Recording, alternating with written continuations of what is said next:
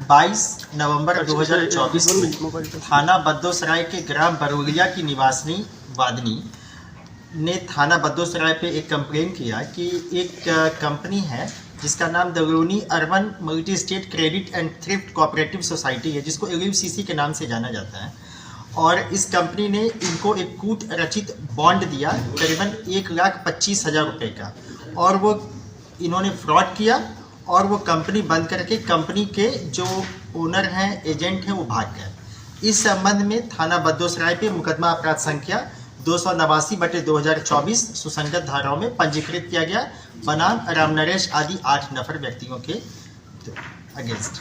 फिर जब ये मुकदमा पंजीकृत हुआ तो कुछ अन्य व्यक्ति भी आए और उन्होंने भी बताया कि इस कंपनी ने उनके साथ ही फ्रॉड किया है और इन्होंने उन व्यक्तियों ने कंपनी को पास अपना पैसा जमा किया और वो कंपनी अब पैसा जो उनका मैच्योरिटी है वो नहीं दे रही है, वो भाग गए हैं यहाँ पे। इस संबंध में तुरंत करीबन 5 मुकदमे थाना बद्दोसराय पे, 3 मुकदमे देवा, 1 मुकदमा रामनगर, 1 मुकदमा मोहम्मदपुर का गया। इस करीबन 9 से 10 मुकदमे कायम हुए इसी कंपनी के अगेंस्ट।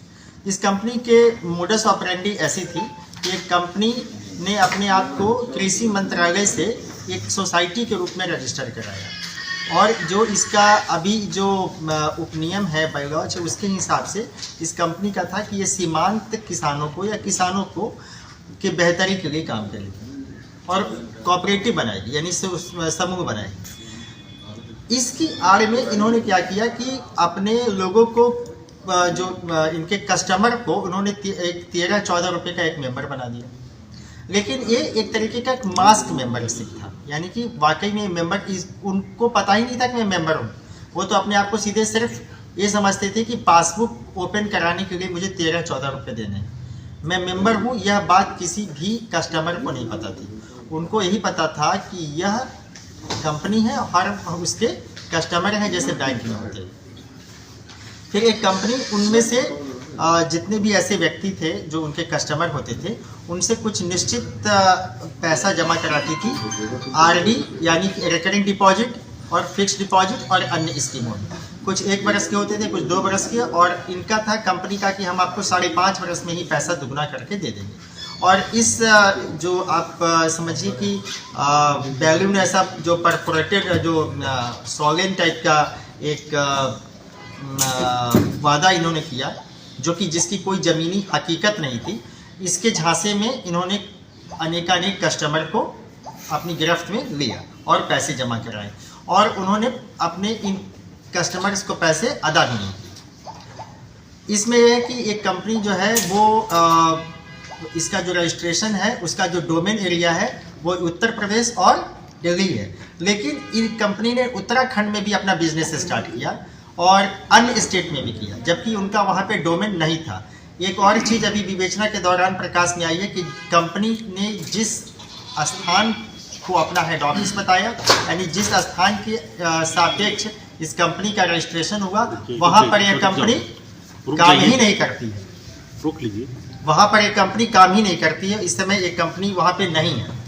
तो एक तो ये है, और दूसरी बात यह है कि इनका जो यहाँ पर अभी तक की जानकारी 5 व्यक्ति अरेस्ट हुए हैं, जिनके नाम मैं आपको बताऊंगा कि एक का नाम संजीव कुमार वर्मा है, दूसरा स्वामी SD मिश्रा है, तीसरा रामशरण वर्मा है, चौथे राम नरेश वर्मा है, 5वें मनोज कुमार मौर्य है। जो वांछित अभियुक्त हैं उनका नाम उत्तम सिंह राजपूत, निवासी जमुरिया के निकट जनपद बाराबंकी सिटी कोतवाली में है। माया सिंह इनकी पत्नी है उत्तम सिंह की, और दिनेश कुमार सिंह जो इनके यहाँ के MD होते थे 3 स्टेट के, जैसा बताया गया है। अखिलेश मिश्रा और संतोष कुमार मिश्रा, यानी 9 व्यक्तियों के अगेंस्ट है, जिसे 5 अभियुक्तों को गिरफ्तार किया गया, 4 अभियुक्तों की गिरफ्तारी के प्रयास किए जा रहे हैं।